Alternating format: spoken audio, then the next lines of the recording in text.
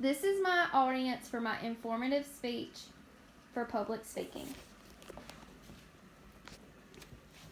Imagine, the year is 1930 and you have just met the most beautiful girl you have ever laid your eyes on. Her strawberry blonde hair catches your eyes. You thought the Great Depression was bad, but the next 4 years of your life are going to be your last. Today I'm here to talk about Bonnie Parker and her mysterious life. Many know the story of Bonnie and Clyde, but I bet a few haven't heard it from one of her relatives.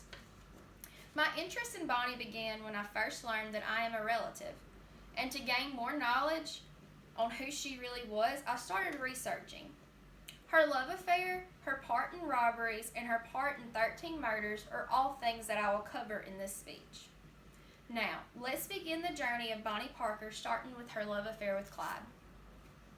According to Crime Museum, Bonnie met Clyde when she was 19 and was married to Roy Thornton. The marriage wasn't a happy one.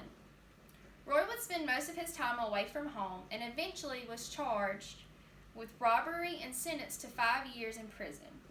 January 1930 was when Clyde first met Bonnie. He had just gotten word that his sister had fallen and hurt her arm. When he walked in the house, both his and Bonnie's lives changed. Arguably, love at first sight compared nowhere to where they were. Soon Clyde got caught for a previous crime and thrown in jail. Bonnie was devastated. He eventually escaped by a gun that Bonnie had smuggled in, but a week later, he was recaptured and now sentenced to 14 years. Hoping to be transferred from Eastham Prison Farm, he got a fellow inmate to cut 2 of his toes off. This landed him parole. After leaving prison, Clyde waits for his foot to heal, only to go back to his robbing spree. He gathers his ruffians and begins terrorizing small businesses through holdups and robberies. By this time, Bonnie has forgotten about her husband and begins being the getaway driver for Clyde and his gang. Since we have begun their love affair, let's take a look at Bonnie's part in the robberies. According to FBI, after Jones, who was mistaken for Pretty Boy Floyd, was captured, Bonnie and Clyde went on to continue their robberies. Bonnie's part in the crime was just the getaway driver. Although there was no record of her committing any crimes, she was still the most wanted lady of her time. She was wanted for bank robbery, auto theft, and robbing gas stations and grocery stores. Her partner may have committed all the crimes, but let's take a part of what she was actually on. According to Global Gap, Clyde was said to have murdered a man in Hillsborough, Texas, having murdered a sheriff and wounding a second one in Stringstown, Oklahoma.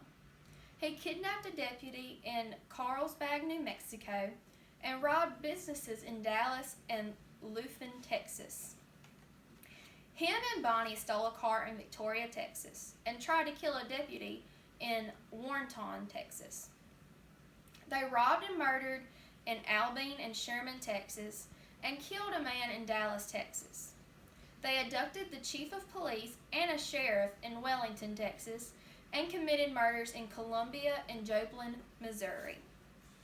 The tragic love story ends with the death of Bonnie and Clyde in Gilsland, Louisiana, with an ambush of open fire by the police. I hope you have gotten information of Bonnie that you may not have known, including her love affairs, her part in robberies, and her part in 13 murders. I leave you this quote by Bonnie herself. "Never go crooked. It's for the love of a man that I'm going to have to die. I don't know when, but I know it can't be long." Thank you.